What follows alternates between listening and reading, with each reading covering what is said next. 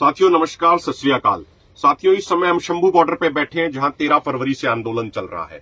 अभी कुछ देर पहले खबर आती है कि चंडीगढ़ एयरपोर्ट पे सीआईएसएफ की एक महिला सुरक्षाकर्मी ने कंगना रनावत को थप्पड़ जड़ दिया और उसके बाद महिला कर्मचारी, महिला सुरक्षाकर्मी का बयान आया कि ये कंगना रनावत वही महिला है जो ये कहती थी कि ये किसान आंदोलन में 100 रुपए लेके लोग शामिल होने के लिए जाते हैं। और उस महिला सुरक्षाकर्मी ने कहा कि मेरी मां भी आंदोलनों में शामिल होती है, इसीलिए उसने अपमानित महसूस किया। लेकिन इस पूरी घटना के अभी और भी तथ्य सामने आएंगे, उनको भी जानना बड़ा जरूरी है।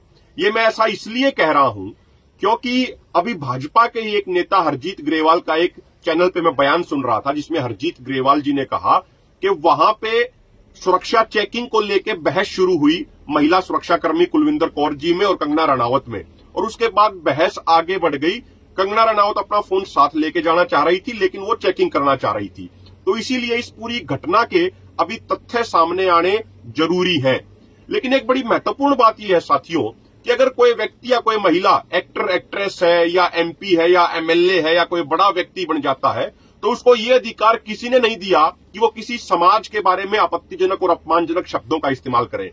पिछले लंबे समय से ये कंगना रनावत जानबूझ के ऐसे बयान दे रही थी जिससे किसान समाज को अपमानित किया जाए। किसान समाज वो समाज है जो खुद अपना पेट खाली रख के पूरे देश का पेट भरने का काम करता है, करोड़ों लोगों को खाना मुहैया कराता है।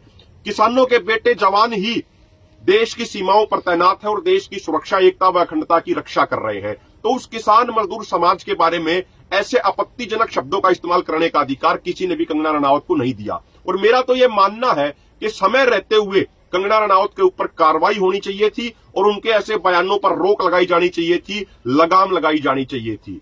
और एक और महत्वपूर्ण बात साथियों, अब कंगना रनावत ने भी एक वीडियो जारी करी और वो कह रही है उसने इस मामले को आतंकवाद से जोड़ने का प्रयास किया। अरे भाई, इसमें आतंकवाद कहां से आ गया? इसमें उग्रवाद की बात कहां से आ गई? इसमें जो अभी दो तथ्य सामने आए हैं, एक तो भाजपा नेता हरजीत ग्रेवाल का ये कहना कि वो बहस सुरक्षा पे चेकिंग के नाम पे शुरू हुई थी, और उसके बाद कुलविंदर कौर जी का ये बयान आया है कि भाई ये वही महिला है जो आंदोलनकारी किसानों का, आंदोलनकारी महिला किसानों का अपमान करती थी। मेरी मां भी आंदोलन में शामिल होती रहती है, इसलिए उसने अपमानित महसूस करके ऐसा शायद कर दिया हो।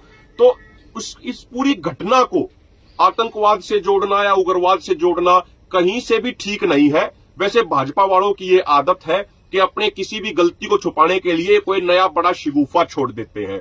तो मेरा ये प्रार्थना है तमाम लोगों से और खासकर भाजपा वालों से कि इस तरीके की जो एक गलत बयानबाजी जो नेताओं द्वारा करी जाती है, जो कुछ लोग अपने आप को सिस्टम से ऊपर समझते हैं, कुछ लोग ये कहते हैं कि चेकिंग नहीं कराएंगे, इस तरह की चीजें करते हैं, उन पे समय रहते लगाम लगाई जानी चाहिए।